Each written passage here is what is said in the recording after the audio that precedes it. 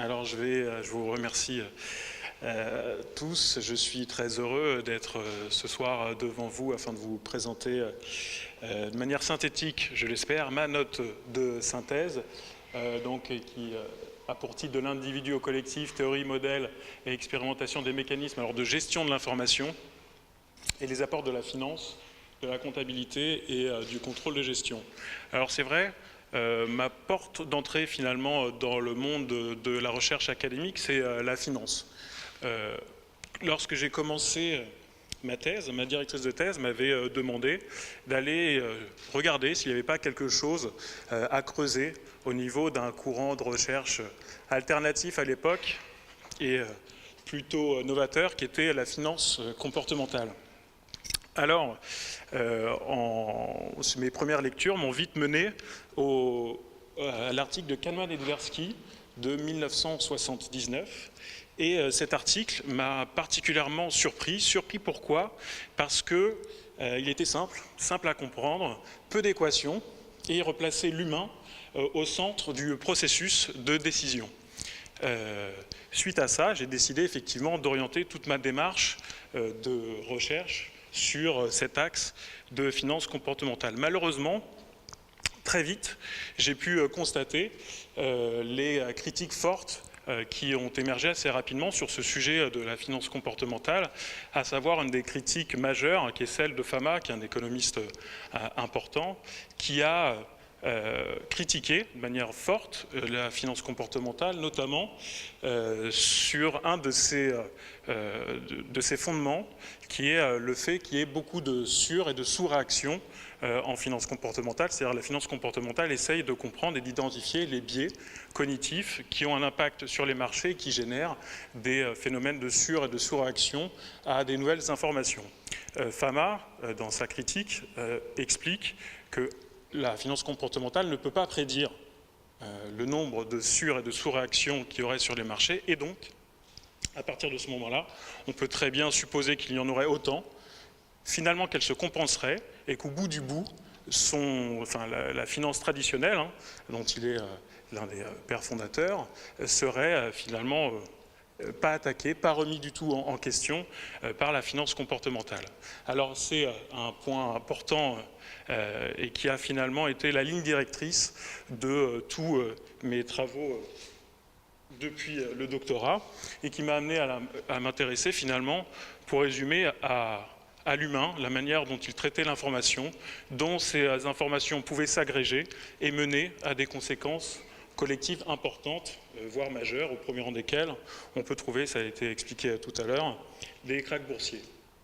Alors de manière très scolaire, quand on me suis mis sur la rédaction de ma note de synthèse, je me suis finalement intéressé à agréger mes travaux je me suis aidé d'un logiciel qui génère des nuages de mots et j'ai effectivement essayé de compiler mes travaux pour voir les éléments saillants qui pouvaient en ressortir. Alors, je suis arrivé à un nuage de mots qui ressemblait à ça. C'est finalement, voilà, ça a permis de faire émerger des notions telles que l'information, gestion de l'information, les comportements, la décision, les modèles, la méthodologie expérimentale. Et finalement, ça m'a rassuré sur les différents axes qui correspondaient à mes travaux. Et notamment, j'ai organisé ma note de synthèse en 3 parties. Une première partie sur les notions d'information et de rationalité. Alors là, c'est au niveau de l'individu et les apports sont principalement du théorique. Ensuite, le deuxième axe sur les notions de rationalité et de décision. Là, c'est justement la manière dont on peut décrire, via des modèles mimétiques, le passage de décisions individuelles à des phénomènes de masse. Les apports, bien sûr, sont plus au niveau de la modélisation. Et enfin, tout modèle n'est pleinement intéressant que s'il est testable. Et donc, la troisième partie met en évidence les différentes expérimentations que j'ai pu mener pour essayer de valider ou d'invalider les différents modèles présentés dans l'axe numéro 2.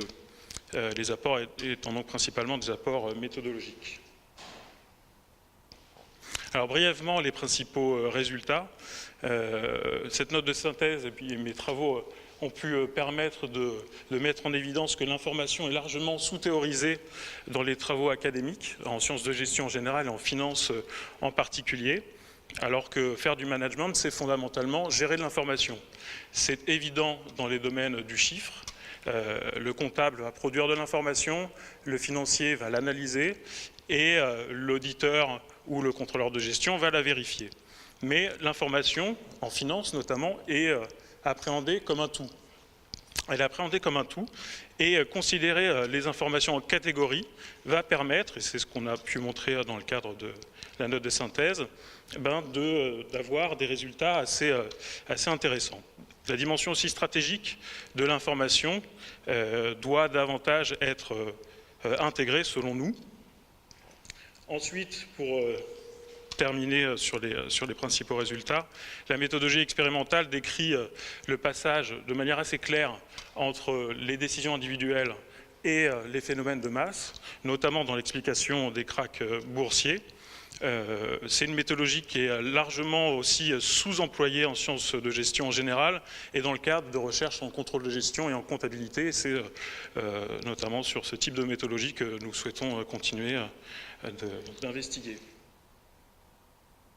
Alors, pour conclure rapidement, cet exercice de note de synthèse a constitué véritablement l'exercice réflexif que j'espérais. J'ai voulu essayer de comprendre finalement, j'ai mieux compris le chemin parcouru, la portée de mes travaux, leurs limites également. L'idée aussi, enfin, et c'est ce que permet l'HDR, c'est de pouvoir encadrer de jeunes chercheurs. C'est ce que j'ai commencé à faire en co-encadrant 2 thèses et ce que je souhaite également poursuivre. Je vous remercie.